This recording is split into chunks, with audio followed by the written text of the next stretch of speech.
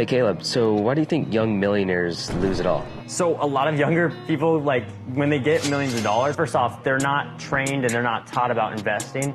The second thing, which is actually bigger than investing in my opinion, especially the guys, we get so attracted to the girls. And now that we have the money, typically the guy who gets the money at a young age is very antisocial on the come up. And because they're so antisocial on the come up, now they want attention from girls.